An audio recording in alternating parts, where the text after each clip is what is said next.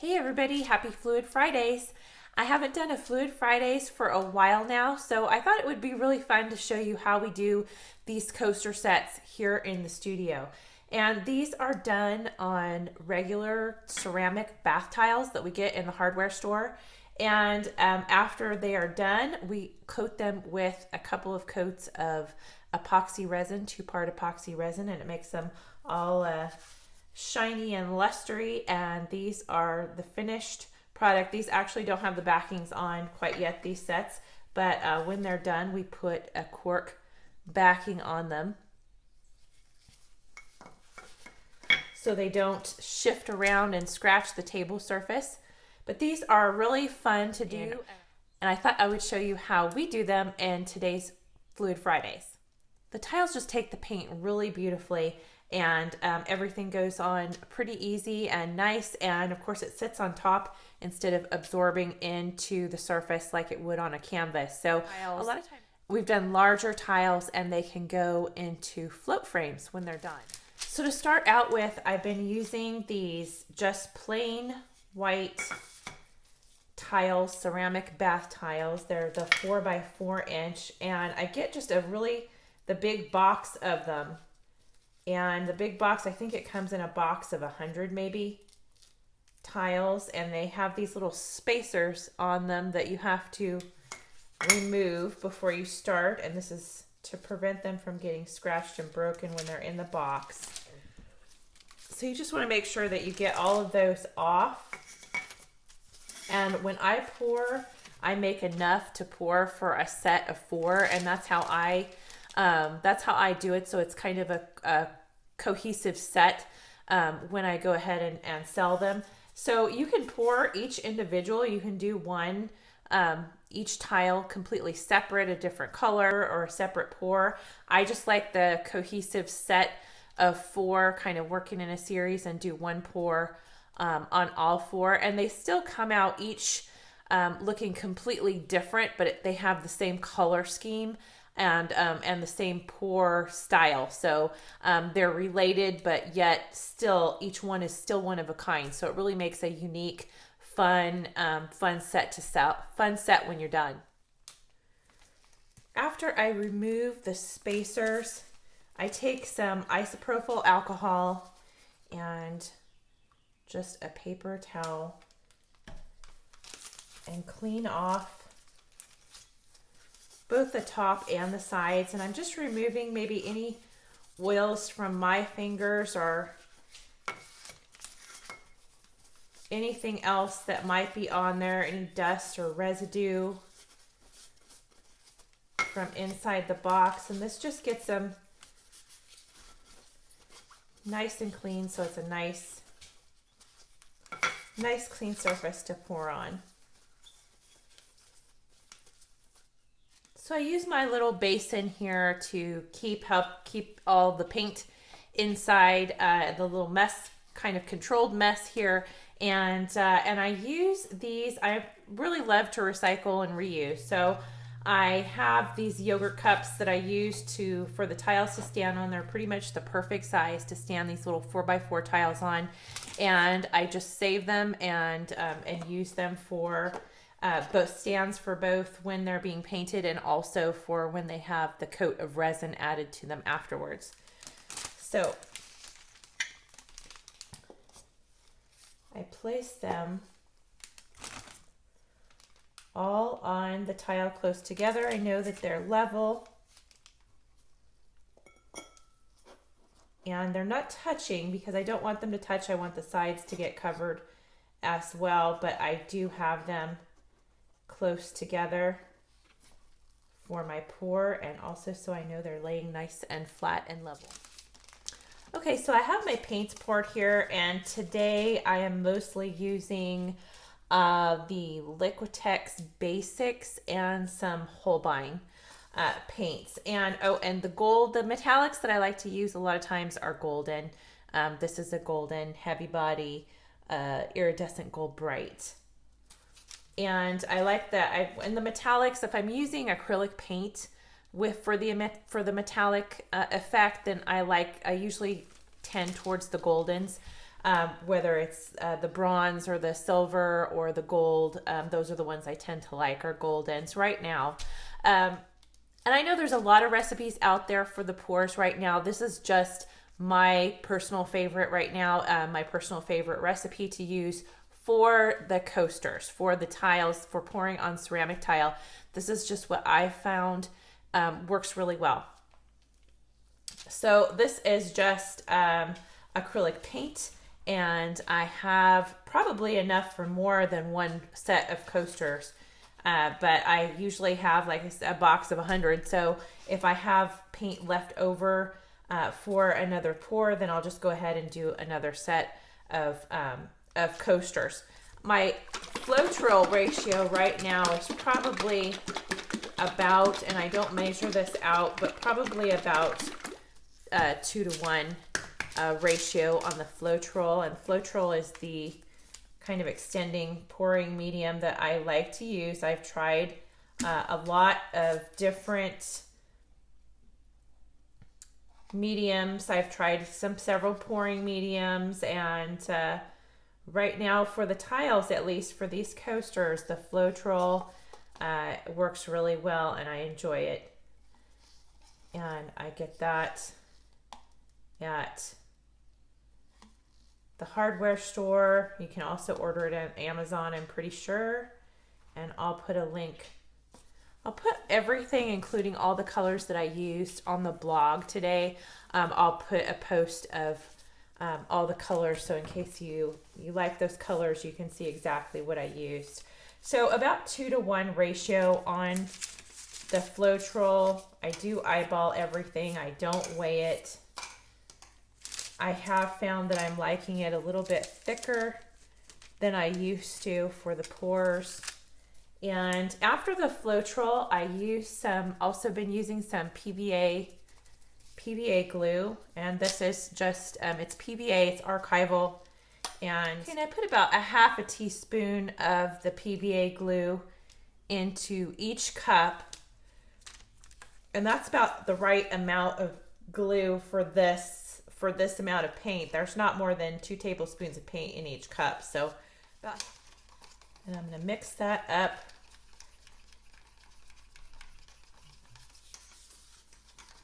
Really well in each color before I add any water or silicone or anything like that. I'm going to make sure that flow-trill and that glue and paint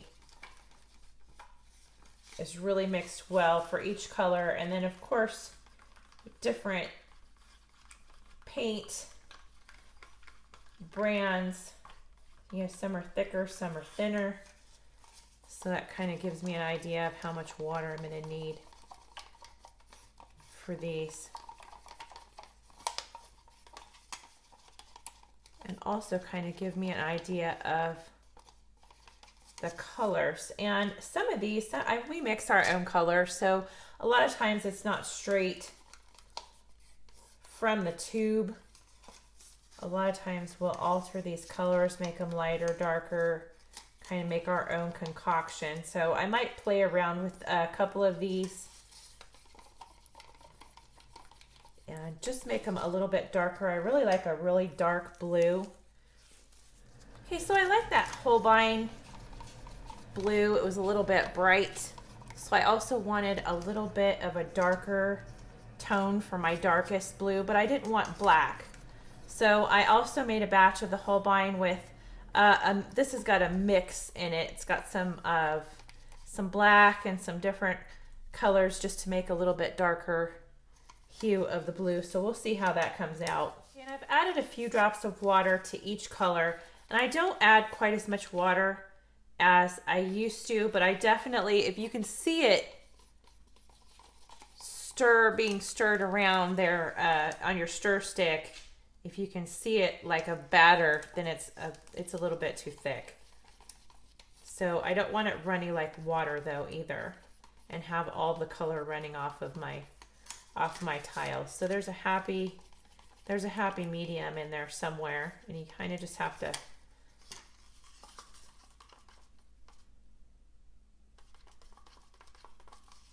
find it there. And of course each paint is different too, each paint brand. some of the fluids versus, of course, the heavier bodied paints are going to need a lot more water. And I'd say thickened cream is still a good consistency, but I'm not making it quite as watery as I used to and have everything sort of just all run off. And I'm still using the CRC heavy duty silicone. It comes with a little straw, so it helps not create so much spray out in there in the air in your studio or in your room. And I just attach that and put a little squirt into each color. And once I do that, I just give it a quick little stir. I don't beat it or anything after I add that silicone, just a quick little stir, and then I'm done. And I'm ready to get my pour cut and add the colors. And I'm going to make this dark blue my base. And a good thing when you're testing the colors, when you're mixing your own colors with the paints, it's a good idea to get out, some cheap copy paper or printer paper and test that color out outside of the cup on a white sheet to make sure that you like and are happy with that color before you go ahead and do a pour with it.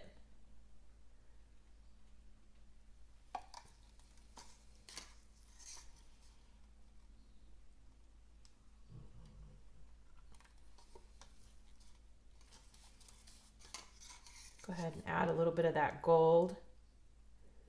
Don't really have any yellow or any, just the orange and the gold to contrast with all of these blues.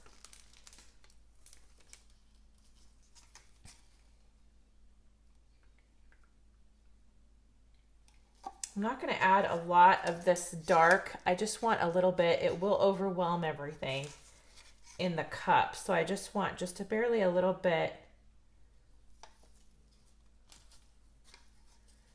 compared to these lighter colors.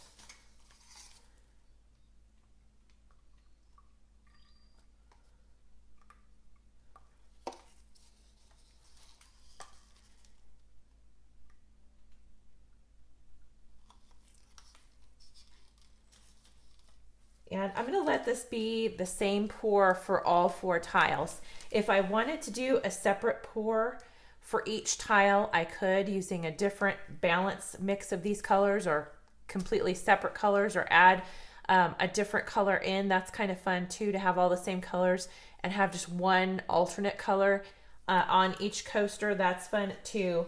I really like the idea of having sort of a matching set. So I'm going to do all exactly the same pour from the same cup. You can see all those great cells already starting there in the cup. And I'm going to bring back these 4 tiles. And I like to have, and that's another thing, is they wipe off, and like a canvas, it'll wipe right back off if I get something on it from my gloves. I like to have a base layer on these tiles. So I like to have something already down on the tile before I pour, and just sort of some negative space. And that could be any color at all. It doesn't have to be white, doesn't have to be black. It could be a darker blue, it can be gold, it could be anything. But I like to sort of create a negative space for the pour first. So I'm going to go ahead on this one, I think, and use white.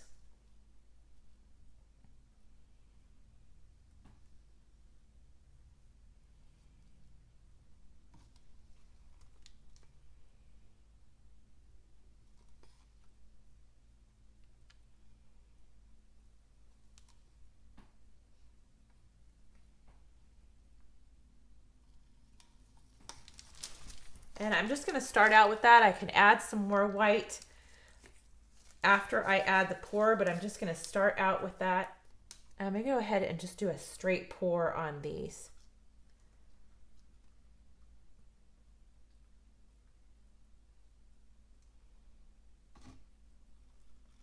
and I can pour through the white, around the white.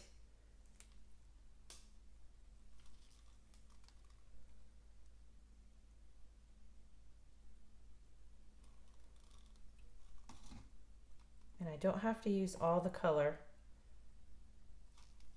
Just getting started. And the reason I like to use the negative space color too is I don't like to roll these around too much anymore. I'm not too much for tilting and everything. I like to keep the cells in the pattern, maybe tilt it just a bit, and then keep the rest on there. I think it's a much funner pattern when it's doing what it wants to do instead of what I want it to do. So I will tilt it for just a little, just a little second, but for the most part, I'm going to let it do what it wants to do. I think I'm going to finish this one off in white.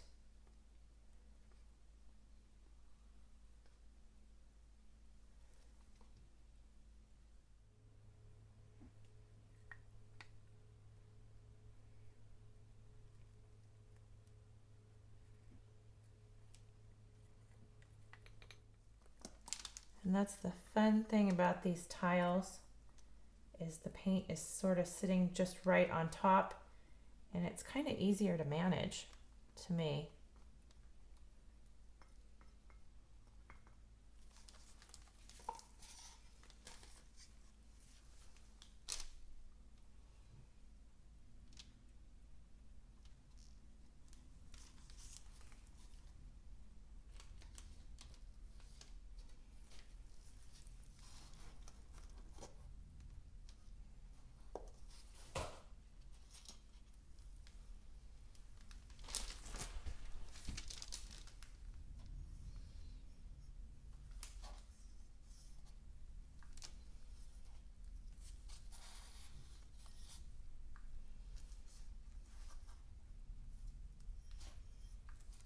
And I do make sure that the sides are covered.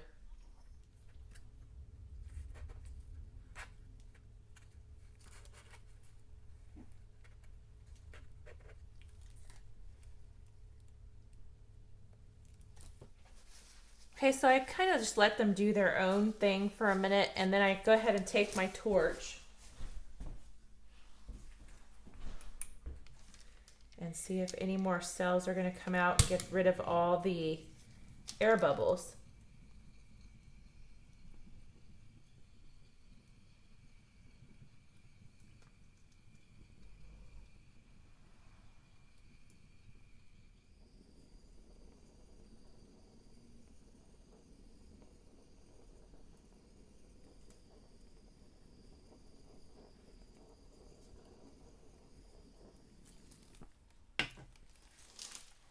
Okay, so I like those colors. I really, it's kind of almost green instead of blue in a lot of areas, and that's that gold coming through and kind of changing all of the blues. The turquoise really took hold and kind of took over. I didn't add that much of the darker blues. So it's really pretty. You can sort of see some of that Holbein brighter blue coming through, just sort of an underlayer underneath, and that's really pretty. I usually let them do, like I said, let them do what they're gonna do, and then go ahead and torch them just to get the air bubbles out, and look around and make sure that the edges are all covered. Usually I just go around with an extra, just go around with a stick and make sure that I have a nice even coverage on all of the sides there, on the tile. And you can see this is the exact same pour, the exact same same color, same from the same cup, but each coaster now it has a completely different look. It's a completely, each one is completely unique and its own little art piece unto itself, but they're exactly the same color, so they're still a matching set. So this is a really fun way to do a coaster set, And I'm going to go ahead, I have enough actually paint in all these cups to do another set. So I'm going to do use the same exact colors but in a slightly different way and see if we can't get a completely different look. Okay, so I have enough paint for a completely new pour. So this is 4 clean tiles, been cleaned with alcohol, ready to go. And I'm just going to use the paint from the same exact cups. I'm just going to pour it in a little bit differently and use maybe some more of the darker blues than I did before, and see if I can't get a little bit of a different color scheme going.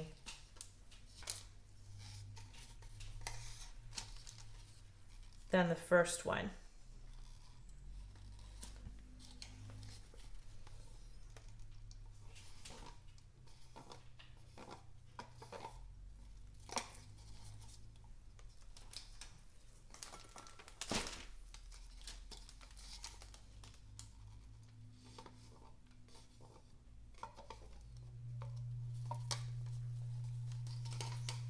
Maybe just a touch of the gold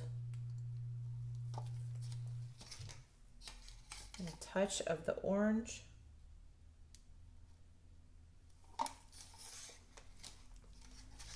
And I really like this Holbein blue.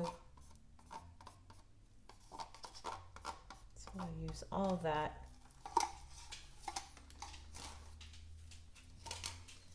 And how about a little bit of the color from the other pour as well? And I'll just pour that right in. And that will be a really fun mix to see what happens there. Go ahead and do a base color of white. Again, I'll pour it a little bit differently. I'll pour it right in the center. A couple lumps there. Might have to fish out a couple lumps on that one, but this is, look at that bright blue. Really, really bright. So we're going to see how that, oh, I love it.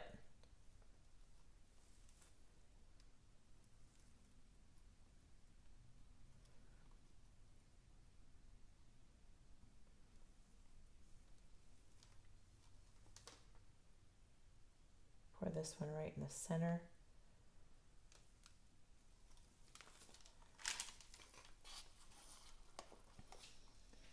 And look at that. Really pretty. This one I will tilt just a bit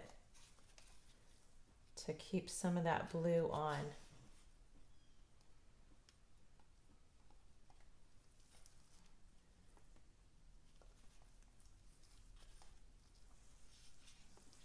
Really love that.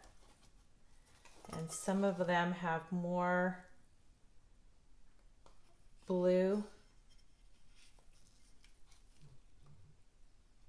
and some of them have more white, and that's what makes it such a pretty set.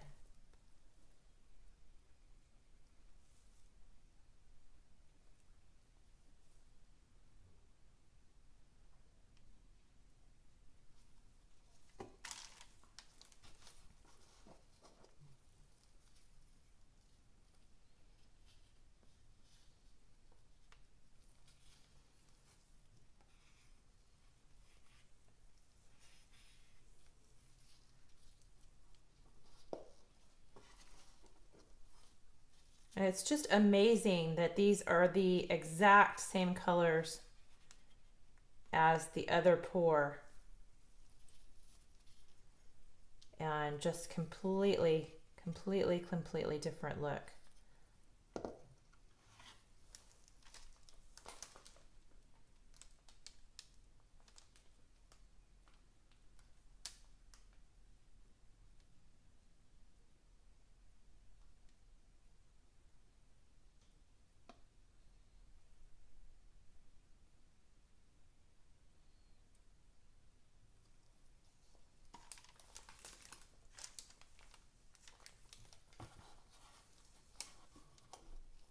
And this one had a little bit of white, a few lumps there in the white, so I don't want to tilt it too much because I want to make sure I can get those lumps out, probably with a needle.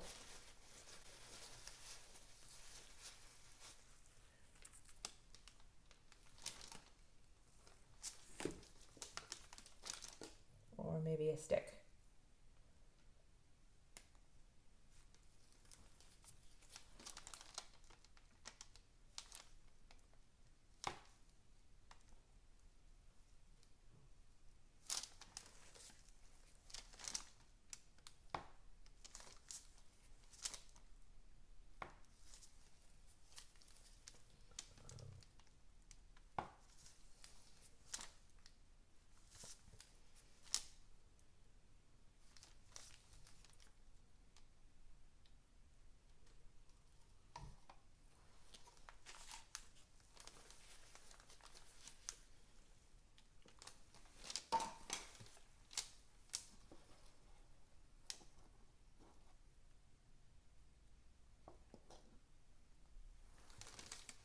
Okay, so played around with that just a little bit, and I'm gonna go ahead and torch it.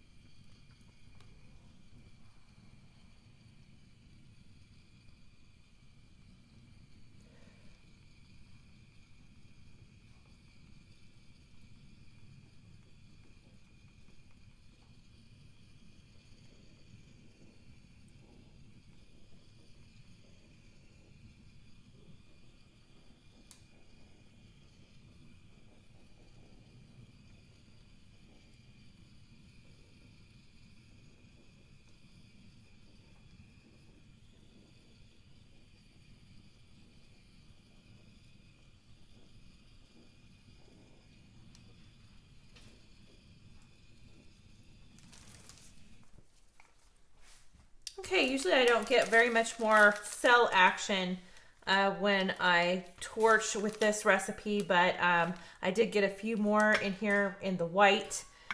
Usually I don't. Usually it's just to get the air bubbles out mostly, and not a whole lot of cells. Incredible amount of cells anyways pop up with this particular recipe that I use. But this, I really love this set. Let me get the other set and compare them side by side.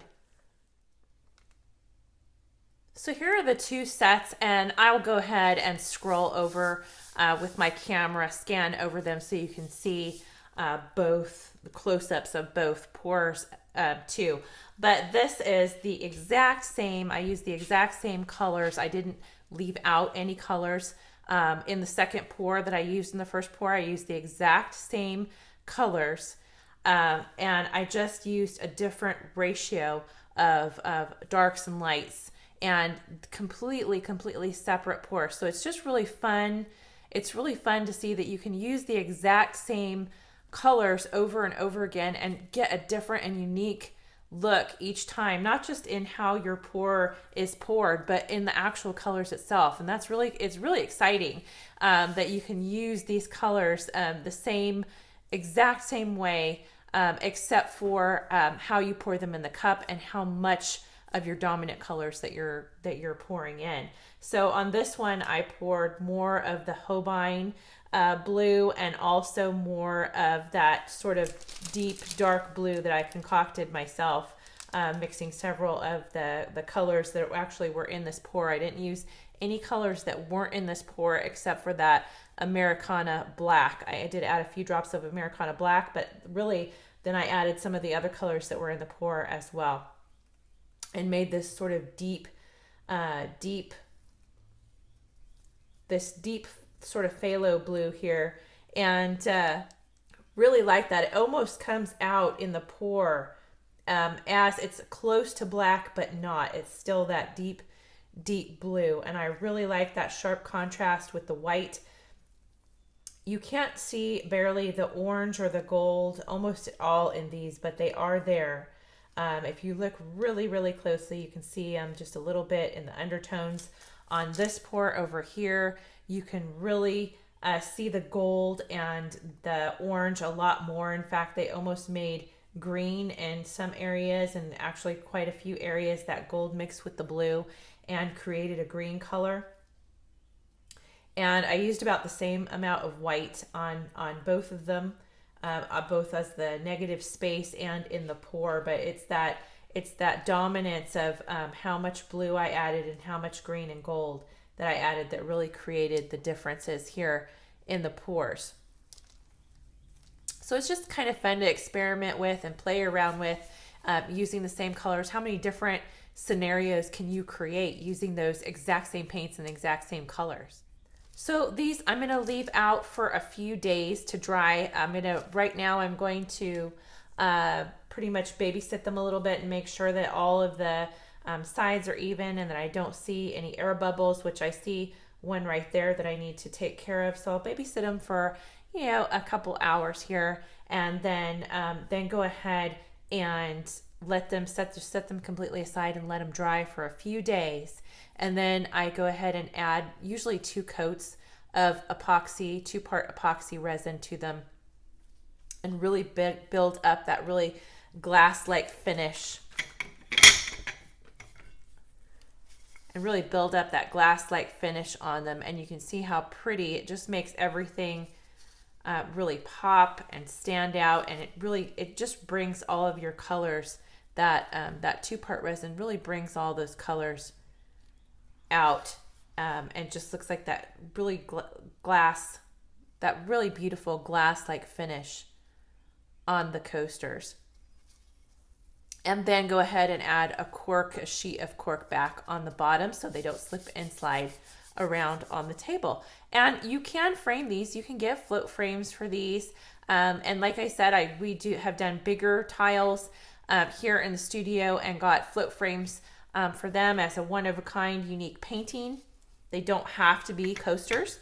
They are each a unique one-of-a-kind art piece, and it's just and I really found my new love here in pouring on ceramic tiles. So I hope you had a wonderful Fluid Friday, and I hope you join me again. Thanks for watching. And I will see you next Wednesday for Wax on Wednesdays. Happy creating.